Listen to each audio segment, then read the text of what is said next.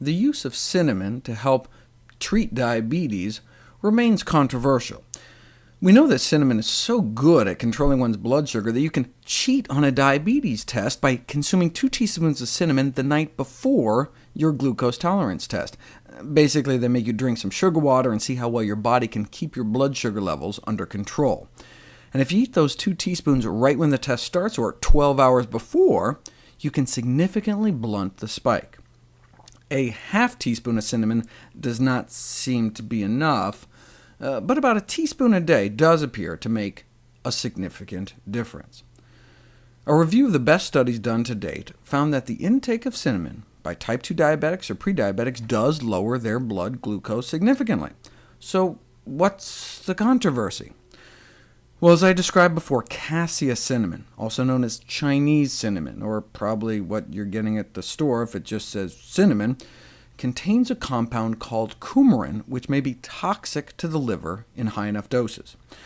Originally, the concern was mainly for kids during Christmas time, where they might get an above-average exposure, but more recently some researchers suggested that kids just sprinkling some cassia cinnamon on their oatmeal a few times a week might exceed the recommended safety limit.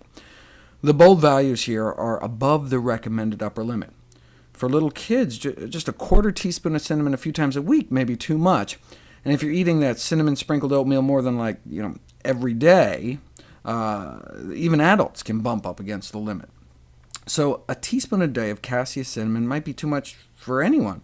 But look, no problem. Just switch from cassia cinnamon to Ceylon cinnamon, and you can get the benefits without the potential risks, right? Well, without the risks, yes, but we're not sure about the benefits. Nearly all the studies showing blood sugar benefits of cinnamon were done on cassia. We've just assumed that the same would apply for the safer cinnamon Ceylon, but only recently was it put to the test. Owing to the presence of that toxic compound, the Federal Institute for Risk Assessment in Europe has warned against consuming large amounts of the cassia cinnamon, suggesting a switch from cassia cinnamon to Ceylon cinnamon, also known as true cinnamon. But we didn't know whether or not the true cinnamon had similar benefits until now.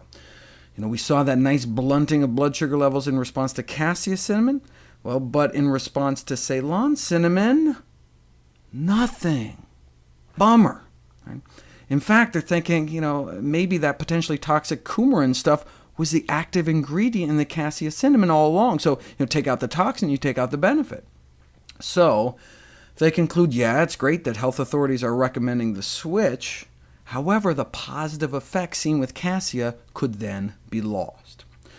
So, should we give up on going out of our way to add cinnamon to our diet? No, I think it's still a good idea to shoot for about a teaspoon of cinnamon of Ceylon cinnamon a day, since there's a bunch of other benefits linked to cinnamon besides just blood sugar control, not the least of which is its potent antioxidant content. In fact, one of the cheapest food sources of antioxidants, beating out the cloves and coming in just under purple cabbage. But cinnamon can no longer be considered a safe and effective treatment for diabetes. Either you're using cassia cinnamon and it's effective but may not be safe, or using Ceylon cinnamon, which is safe but does not appear effective. But look, even the cassia cinnamon only brought down blood sugars modestly. In other words, only as good as the leading diabetes drug in the world, metformin, sold as glucophage. Yeah, it may work as good as the leading drug, but that's not saying much. The best way to treat diabetes is to attempt to cure it completely, reversing diabetes with a healthy diet.